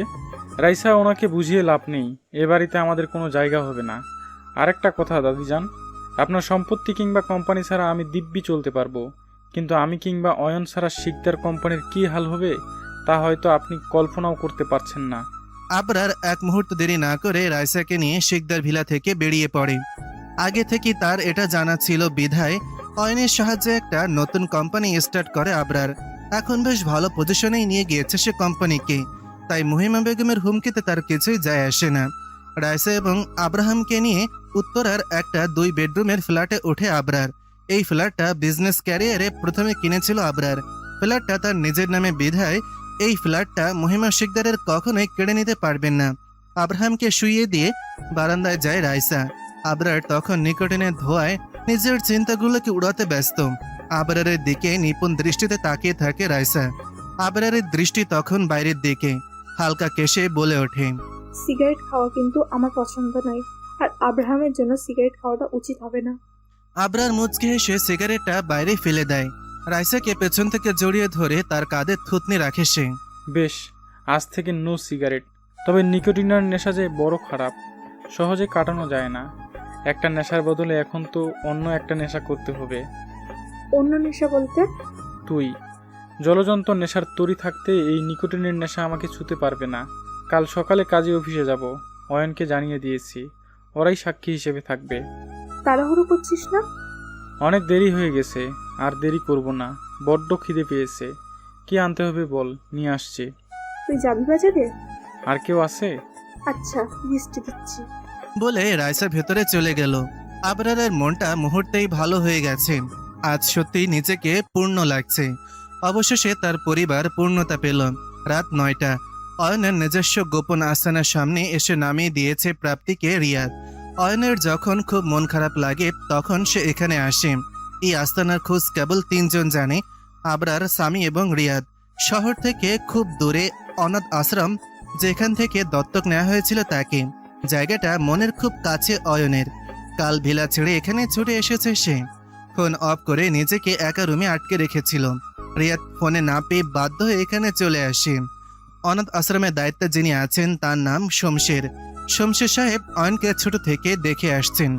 রিয়াদ যখনই এখানে এসেছে তখনই তাকে রাতের সব কথা বলেন তিনি। তারপর দরজা ভেঙে রুমে ঢুকে দেখে জ্বরের ঘরে বেহুশ হয়ে রয়েছে। প্রাপ্তি ধীর পায়ে ভেতরে আসলে শমশের সাহেবের সাথে তার দেখা হয়। শমশের সাহেব তাকে দেখেই বলে, তুমি প্রাপ্তি, তাই না? আপনি আমাকে চেনেন? অয়ন তোমার ছবি দেখিয়েছিল। সকাল থেকে ছেলেটার খুব জ্বর মা, জ্বরের ঘরে তোমার নাম ধরে ডাকছে। এখন তুমি এসে গেছো, ওকে দেখে রাখো। আপনি চিন্তা করবেন না, কিছু হবে না। রুমে প্রবেশ করে অয়নকে ঘুমন্ত দেখে পাশে বসে প্রাপ্তি। মানুষটার মুখের দিকে তাকানো যাচ্ছে না, নিজেকে অপরাধী লাগছে।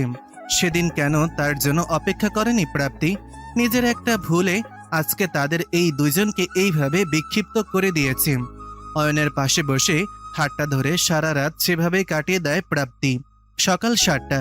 সূর্যের আলো মুখে পড়তেই ঘুম ভাঙে অয়নের। মাথাটা এখনো ধরে আছে। জ্বর নেই, কিন্তু দুর্বলতা কাটেনি। হাতের ভার ভার লাগে। পাশ ফিরে দেখে প্রাপ্তি হাত দুইটা 2 হাত দিয়ে জড়িয়ে ধরে ওইভাবেই ঘুমিয়ে আছে। প্রথমে স্বপ্ন মনে হয়েছিল সবকিছু। প্রাপ্তির ঘুমন্ত মুখটা যেন তার সকল অসুখের ঔষধ। অজান্তেই হাতটা মুখের ওপর পড়ে থাকা চুলগুলো সরিয়ে দিল। মুখে ছোঁয়া পেতেই ঘুম ভেঙে যায় প্রাপ্তির। অয়নকে সজাগ দেখে প্রাপ্তি হন্তদন্ত হয়ে জিজ্ঞাসা করে, কিছু লাগবে? তুমি এখানে? ঠিকানা কোথায় পেলে? রিয়াদ দিয়েছেন। আপনার কিছু লাগবে? কেন এসেছো? আমার মুখ যাতে না দেখতে হয় তাই তো এখানে চলে এসেছি, তোমার থেকে দূরে। তাহলে আমি বলি কি, চলে যাও। আপনার জ্বর এখন নেই, তবে আপনি ফ্রেশ হয়ে যান, আমি খাবার নিয়ে আসছি। জ্বরে মরে যাব না, তোমার সেবার আমার প্রয়োজন নেই। চলে যাও। আবার মায়ায় বাঁধবে, আবার একা করে চলে যাবে। একাই তো থাকতে হবে, তবে এই মায়ার কি প্রয়োজন? বুঝিয়ে বলছেন তো? আমার একটা সামান্য ভুলে 4 মাস আমাদের জীবন থেকে চলে গেছে। বাকি জীবনটাও কি এইভাবে একাকিত্বের অন্ধকারে কাটাবো আমরা? মানছি ভুল হয়েছে, আপনাকে অনেক কষ্ট দিয়েছি, কিন্তু বিশ্বাস করুন আমি ভালো নেই। আমার হৃদয়টা বড্ড ফাঁকা। এই বরফ শীতল জীবনে আমিও ভালোবাসার উষ্ণতা চাই, আর সেটা কেবল আপনি দিতে পারবেন। ভালোবাসি আমি আপনাকে। জেদের বশে যে ভুল করেছি আবার সেটা করতে চাই না। প্লিজ ফিরিয়ে দিবেন না আমাকে। আর একা করে চলে যাবে না তো? না, মৃত্যু অবধি আপনার সাথে বাকিটা জীবন কাটিয়ে দিব, আপনার ছায়া হয়ে, আপনার শক্তি হয়ে। ভালোবাসি অয়ন, আমি আপনাকে ভালোবাসি। আমিও যে খুব ভালোবাসি। তোমাকে ছাড়া যে আমার চলবে না প্রাপ্তি, একদমই না। আজ তাদের ভালোবাসা যেন পূর্ণতা পেল। সকল ভুল বোঝাবুঝি মিটিয়ে ভালোবাসার উষ্ণতায় তাদের হৃদয় পরিপূর্ণ হলো। একই দিনে অয়ন এবং প্রাপ্তি আর আবরার এবং রাইসা কাজী অফিসে আবার বিয়ে করল। মহিমা বেগম স্বাস্থ্যের স্বরূপ সারা জীবনের একাকিত্ব মেনে নিল। আব্রাহামকে নিয়ে অয়ন, প্রাপ্তি, আবরার এবং রাইসা আবার নিজেদের মতন করে নিজেদের একটা সুখের আস্তানা সাজালো, যেখানে বাহ্যিক ঝড় থাকলেও নিজেদের মাঝে কোনো দুঃখ ক্লেশের স্থান নেই। পানের চিটা মুখে পড়ায় ঘুম ভেঙে গেল অয়নের। পিটপিট করে চোখ মিলে ড্রেসিং টেবিলের দিকে তাকাতেই চোখ আটকে গেল তার। প্রাপ্তির ড্রেসিং টেবিলের সামনে দাঁড়িয়ে খুব নিপুণভাবে চুল মুছছিল। এক দৃষ্টিতে প্রাপ্তিকে দেখছিল অয়ন। পরনে বেগুনি রঙের শাড়ি। বেগুনি রংটা খুব একটা পছন্দ নয় অয়নের, কিন্তু হলদেটে সাদা গায়ের সাথে রংটা যেন মিশে গেছে প্রাপ্তির সাথে, যেন রংটা তার জন্যই বানানো। অয়নের কাছে ভালো লাগছে। একটা স্নিগ্ধ বেগুনি পরি দাঁড়িয়ে আছে, ভেজা চুল থেকে টপ টপ করে পানি পড়ছে, মুখে এখনো পানের কণাগুলো মুক্তের মতন লেগে আছে। ঘাড়ের গাঢ় তিলটা ছুঁয়ে দেওয়ার অদম্য ইচ্ছা অয়নকে পাগল করে দিচ্ছে। ধীর পায়ে বিছানা ছেড়ে প্রাপ্তের পেছনে দাঁড়ায় সে। আলতো ঠোঁটে তিলটাকে ছুঁয়ে দিতেই কেঁপে ওঠে প্রাপ্তি। আজ বিয়ের 4 বছর হতে চলল তাদের, কিন্তু আজও প্রাপ্তি এতটাই লাজুক যতটা 4 বছর আগে ছিল। অয়নের ছোঁয়া আজও তার শীতদাঁড়ায় শীতল পরশ বয়ে দেয়। অয়নের ছোঁয়া আগেও যেমন কোনো নোংরামি ছিল না, আজও নেই। শুধু ভালোবাসার উষ্ণতা অনুভব হয় এই স্পর্শে। পেছন থেকে জড়িয়ে ধরে কাঁধে থুতনি ঠেকিয়ে বলে অয়ন, তুমি কি জানো তুমি বড্ড নিষ্ঠুর? কেন?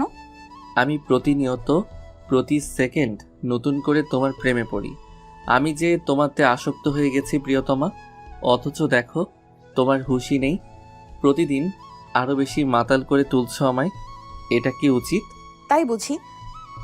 তাছাড়া বলছি কি, প্রতি সকালে তোমার মায়াবী মুখটা আমায় পাগল করে দেয়, অথচ দেখো তুমি নিষ্ঠুরের মতো আমাকে অফিস পাঠিয়ে দাও। প্রতিদিন এক ডায়লগ না দিলে হয় না? প্রতিদিন অফিস না গেলে হয় না? আবরার ভাই আব্রাহাম আর বৌমণিকে নিয়ে ঘুরতে গিয়েছে, এর মধ্যে তুমিও যদি অফিসে না যাও কিভাবে চলবে?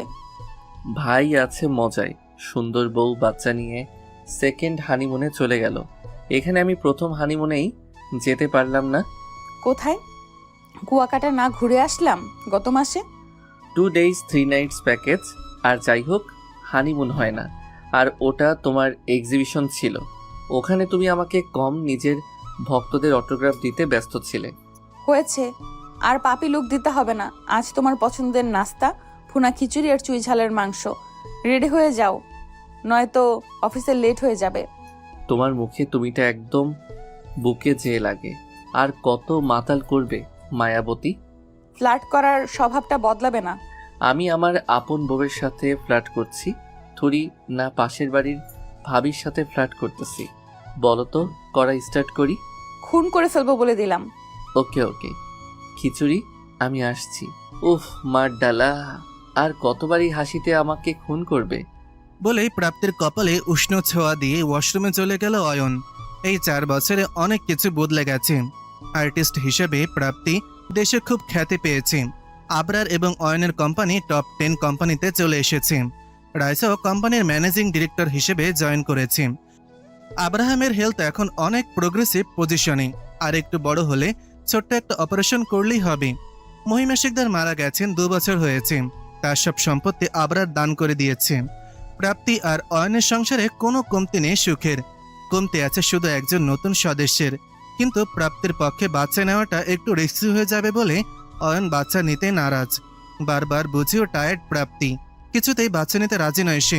দরকার হলে দত্তক নিতেও রাজি অয়ন, কিন্তু প্রাপ্তির জীবন নিয়ে রিস্ক নেবে না সে। মাঝে মাঝে যখন আড়ালে প্রাপ্তি কাঁদে, তখন নিজেকেও সামলানো কঠিন হয়ে পড়ে অয়নের ক্ষেত্রে। কিন্তু সে প্রাপ্তিকে হারাতে রাজি নয়। সেও চায় ছোট্ট একটা প্রাপ্তি তাদের টোনাটুনে দুনিয়াতে আসুক, যাকে দেখে সারাদিনের ক্লান্তি নিমিষেই ঘুচে যাবে, যাকে কোলে নিলে মনের থাকা খালি জায়গাটা পূরণ হয়ে যাবে, যার আধো আধো বলিতে বলা বাবার ডাক হবে পৃথিবীর সবচেয়ে মিষ্টি বলি। কিন্তু এর বিনিময়ে প্রাপ্তিকে হারাতে সে রাজি নয়। সুখেই তো আছে, না হয় থাক কিছু অপূর্ণতা, কি আসে যায় এতে। রাত 8টা, অফিস থেকে ক্লান্ত হয়ে ফিরে এসেছে অয়ন। সারাদিন প্রাপ্তির সাথে কথা বলা হয়নি। বাড়িতে এসে দেখলো কোনো কাজের লোক নেই। বেশ খটকা লাগলো অয়নের। নিজের রুমে পা রাখতেই দেখলো সারা ঘর অন্ধকার। প্রাপ্তিকে ডাক লাগালো সে, কিন্তু কোনো সাড়া শব্দ না পেয়ে ব্যস্ত হয়ে পড়ল। হঠাৎ খেয়াল করলো কোনো মানবী ধীরে ধীরে সকল মোম জ্বালাচ্ছে। নুপুরের ঝংকারে মুখরিত ঘর, সারা ঘর মোমের আলোয় আলোকিত, গোলাপের সৌরভে মুখরিত। আর সামনে মানবের দিক থেকে যেন চোখে সরছে না অয়নের। সাদা শাড়িতে কোনো স্বর্গের অপ্সরা থেকে কম লাগছে না। এক দৃষ্টিতে তাকিয়ে আছে অয়ন তার মায়াবতীর দিকে। হাতের ব্যাগটা বেডের পাশে রেখে হাতের বাঁধন দিয়ে গলাটা জড়িয়ে ধরে ধীর গলায় প্রাপ্তি বলল, আজ জ্যোৎস্না বিলাসের শখ জেগেছে। অয়ন শিকদারের স্ত্রী জ্যোৎস্না বিলাস করতে চায়। খাওয়া দাওয়ার পরে ছাদে যাওয়া যাক। আজকে ম্যামের মতলব তো সুবিধার মনে হচ্ছে না, ব্যাপারটা কি? আজকের ডেট কি স্যারের মনে আছে? আগস্টের 3 কেন? তোমার মনে নেই? কেন মনে থাকবে না? আজ প্রথম আমি তোমায় আমার মনের কথা বলেছিলাম। তাহলে তাড়াতাড়ি ফ্রেশ হয়ে যান, খেয়ে ছাদে যাব, আজ পূর্ণিমা। বেশ, জো হুকুম মহারানী। বলেই কাবার্ডের কাছে চলে যায় অয়ন। কাপড় নিতে নিতে একটা ফাইল চোখে পড়ে। ফাইলটা খুলতে যা চোখে পড়ে তাতে মুহূর্তের জন্য মাথা ফাঁকা হয়ে যায় অয়নের। তাহলে এজন্যই এত প্রস্তুতি? খাওয়ার পর ছাদের দোলনায় গিয়ে বসে তারা দুজন। আজ প্রাপ্তির মন খুব ভালো। প্রাপ্তিকে এক দৃষ্টিতে দেখে যাচ্ছে অয়ন। আকাশের দিকে তাকিয়ে প্রাপ্তি বলে, আর চাঁদটাকে বড্ড সুন্দর লাগছে, তাই না? আমার চাঁদ তার থেকেও সুন্দর। আমার চাঁদকে দেখে আকাশের চাঁদও হিংসা করে। আজ যদি তোমার কাছে কিছু চাই দিবে? তুমি জানো আমি তোমাকে কি দিতে পারবো না। এই বাদে যা চাইবে সব দিতে রাজি। মাতৃত্বের স্বাদ পেতে যে আমার বড্ড ইচ্ছে হয় অয়ন। আমার একটাই আক্ষেপ, আপনার ইচ্ছে হয় না আমাদের একটি সন্তান থাকুক? কম ডক্টর তো দেখাইনি প্রাপ্তি, তবুও কেন? আজ আমি অন্য কিছু চাইবো, দিবেন? যদি সামর্থ্য হয় তবে দিব। শমশের আঙ্কেল ফোন করেছিলেন, একটা নবজাতক মেয়ে বাচ্চাকে অনাথ আশ্রমের বাইরে রেখে গেছে। বলছিলাম যদি বাচ্চাটাকে দত্তক নেওয়া যেত। অনাথ হওয়াটা কেমন সেটা আমাদের থেকে ভালো কেউ জানে না। আমি হয়তো জন্মদাত্রী মা হতে পারবো না, কিন্তু মা তো হতে পারবো। আমাদের টুনটুনির জীবনও পূর্ণতা পাবে, সাথে ওর বাবা মার সুখ পাবে। মাতৃত্বের স্বাদ তো এইভাবে পেতে পারি, তাই না? বলতে বলতে গলা আটকে আসছিল প্রাপ্তির। অয়নের চোখও চিকচিক করছে। প্রাপ্তির চোখে মুখে অজস্র চুমু এঁকে দিয়ে বলে, থ্যাংক ইউ প্রাপ্তি, অবশেষে আমরাও প্যারেন্টস হব। Thank you. তুমি রাজি? এই দত্তকের ব্যাপারটা অনেক দিন থেকে আমি বলতে চেয়েছি, কিন্তু তুমি মা হওয়ার জন্য এতটা ডেসপারেট ছিলে যে বলতে পারিনি। Thank you.